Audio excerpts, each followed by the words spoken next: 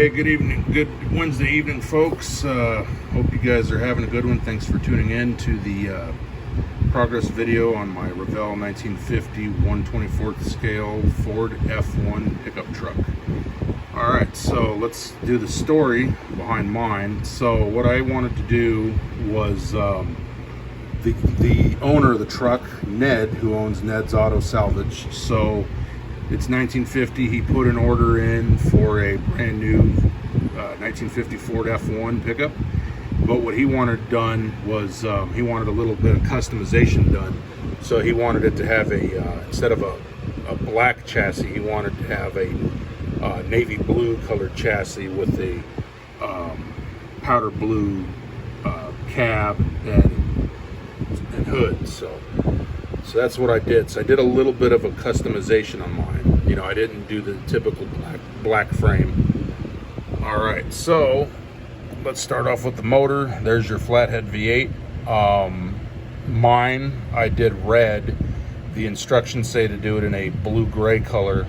However, I did some searching online to look at some real ones because I'm not familiar with these trucks, obviously.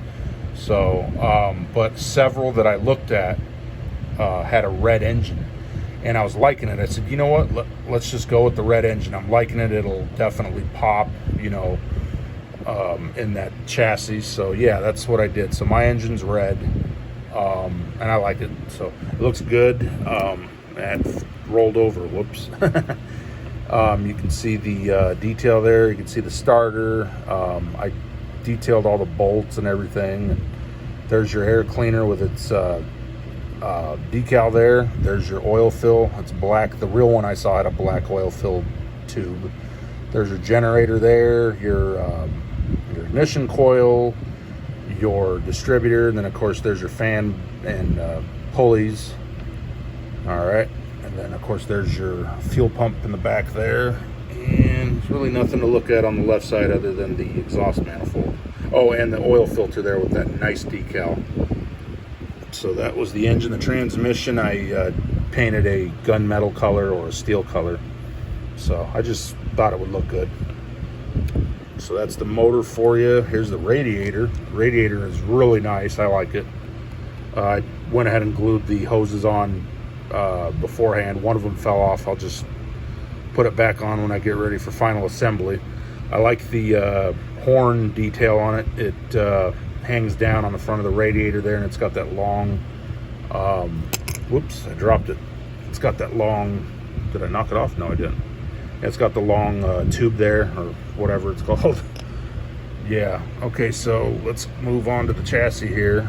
And so yeah, there's that beautiful navy blue chassis.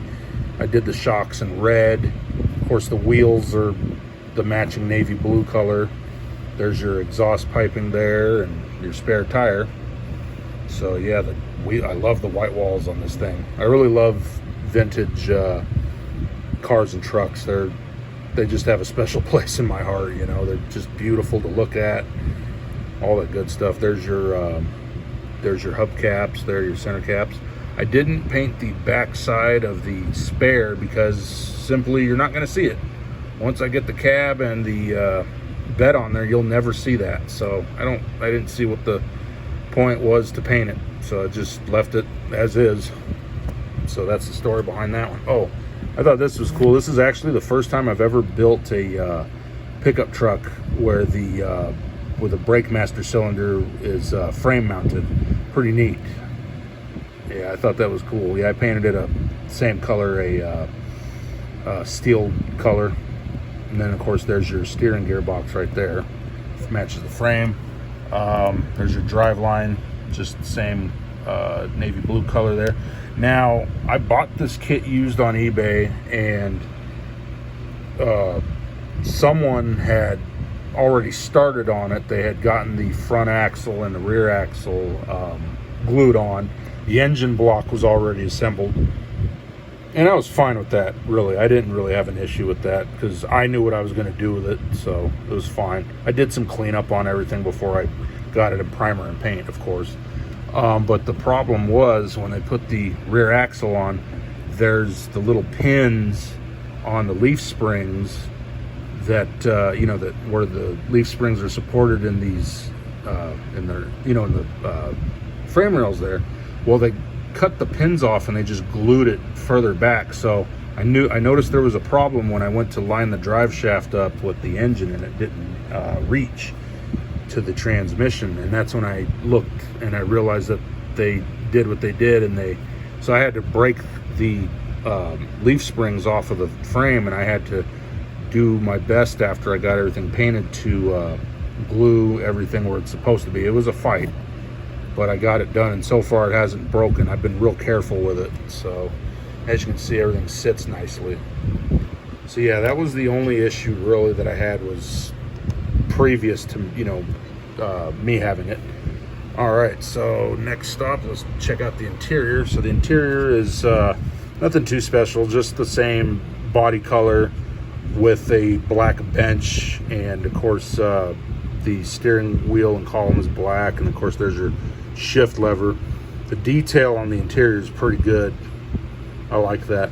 And by the way, 1950 is a special year because that's my dad's birth year, so this is definitely a special build. My father passed away in 2008 at the age of 58, so, you know, like I say, it's a big deal to me. So this was new. This truck was current when he was born, so yeah. So I thought you guys would like to know that. Yeah, that's the interior. I'm pretty happy with it. All right, and then of course here's the front fenders and the bed, and of course there's your wood. I just painted that a Rust-Oleum satin nutmeg is what I painted it, and as you can see, it for the most part it looks like wood planks. I should probably add some more detail to it though. In fact, I will. I'll dirty it up because I'm going to be putting auto parts in the back here, so might as well just do that. So yeah, that's the bed for you. I even got the underside of the wood done. I can get that dirtied up as well.